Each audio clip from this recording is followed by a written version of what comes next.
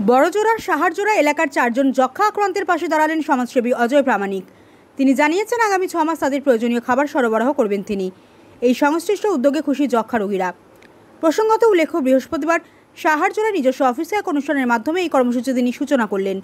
উপস্থিত ছিলেন সাহারজোড়া উচ্চ বিদ্যালয়ের প্রধান শিক্ষক কুশল দা, সাহারজোড়া গ্রাম পঞ্চায়েত প্রধান তারাপদ ঘোষ, প্রাক্তন প্রধান গৌতম মণ্ডল, সাহারজোড়া উপস্বাস্থ্য কেন্দ্রের স্বাস্থ্যকর্মীরা প্রমুখ।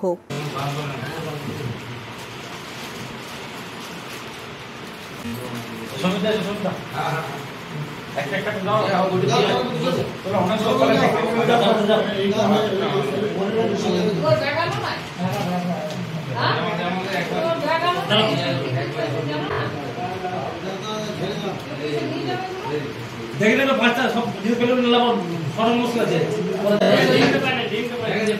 ডিম ডিম ডিম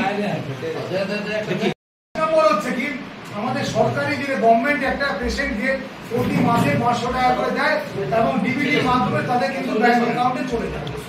সেটা আমাদের নিশ্চিত কর্মীরা থেকে শুরু করে চেষ্টা করছিল, কিন্তু যেটা চেষ্টা করার মধ্যে আমাদের ছিল না, যেটা এই বাইরের কেউ একজন ফুড সাপ্লিমেন্ট, যেটা কারণ বেশিরভাগই টিবি রোগী হয় কি আর্থিক দুর্বল, তাহলে তাদেরকে যদি বাইরের থেকে খাবার যেটা দেওয়া হয় সেটা যদি দিয়ে খায় সে, তাহলে সে কি হবে, একটা কর্মক্ষম হবে। তার বাড়িতে হয়তো সে কাজও করতে পারবে, 1-2 মাসের পর সে হয়তো কাজেও যোগদান করতে পারবে, কারণ তার বাড়িতে 3-4 জন তার আরো মেম্বার আছে, তাদের আহার জোগাড় করতে হবে, কারণ সে তার বাড়িতে বসে থাকলে তো চলবে না। তার ঠিক এই সবের জন্যই আমরা এটা বলেছিলাম, অজয় ভাইকে যে অনুরোধ করেছিলাম, উনি সাগ্রহে এটা রাজি হয়েছেন এবং আজ থেকে এটা শুরু হলো। উনি টিবি পেশেন্টদের যে টিবি পেশেন্টগুলো আছে তাদের 6 মাসের করে দায়িত্ব করবে, মানে যতদিন আমাদের টিবি রোগীর ওষুধ আছে সেটা 6 মাস।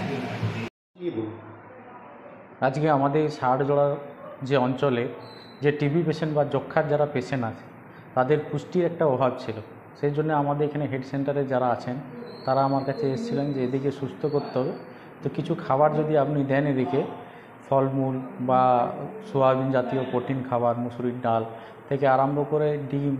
আমি এদেরকে বললাম ঠিক আছে, তাহলে ওনারা বললেন দাদা এটা 6 মাসের যদি আপনি দায়িত্ব নেন তাহলে আমরা অঞ্চল থেকে টিবি মুক্ত করতে পারব। তাই আমি আমার নিজস্ব পরিশ্রমের অর্থ থেকে আমি বলেছি ওনাদেরকে 6 মাসের জন্য দত্তক নিয়েছি। ওনাদের যতদিন টিবি সুস্থ না হচ্ছে ওনাদের সমস্ত খাবার আমি গ্রহণ করব। হ্যাঁ, সাহারজোড়া পঞ্চায়েতের সাথে।